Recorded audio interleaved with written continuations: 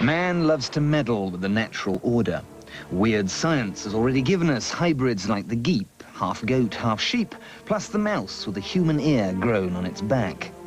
But now there's a new hybrid, an automotive one, the Toyota Prius.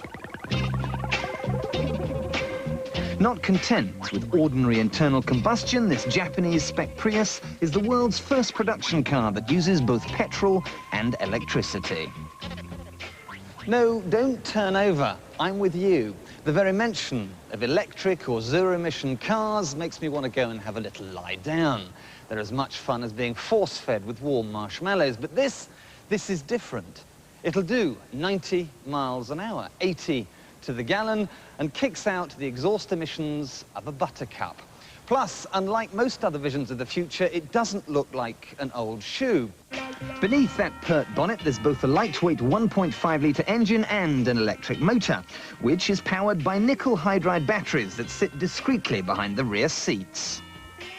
All of which means the weird beards in their open-toed sandals are going to love it. Listen to this. Or rather don't, because it's as quiet as a church mouse in Hush Puppies.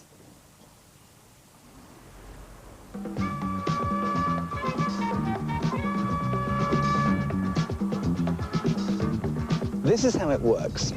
If, as they do in Japan, you spend all your driving at a miserable glacial walking pace, then you use your battery and your electric motor. But if you need a little bit more urge, and I use the word urge in its loosest possible sense, you depress the accelerator and the mighty 58 brake horsepower of the petrol engine cuts in. But where this car's green credentials really come into play is when you come to a stop. The whole shooting match shuts down, at which point there are daisies and daffodils and begonias coming out of your exhaust pipe. To start it again, you simply push the throttle and off you go, making this car cleverer than Wittgenstein.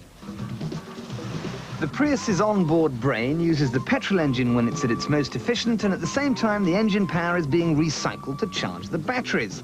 And that means that there's no onerous plugging in to be done when you get home. And that's not all. Because it's not the lumpen, leaden slouch you'd expect. Up to about 60 miles an hour, it can keep pace with normal traffic. You could almost call it business-like. The upper register of its performance takes a little bit longer, but here we are, 75 miles an hour, 80, 82, 83, 87, 90 miles an hour. As compromises go, this is the best yet.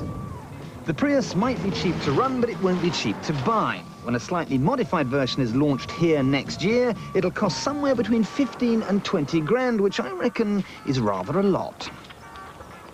So this Toyota is a thoroughly intelligent car and the best green motor car I've ever driven. But that doesn't mean to say I have to like it.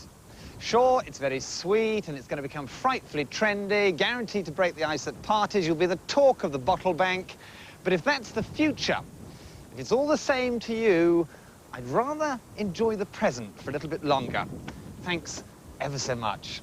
No batteries in this.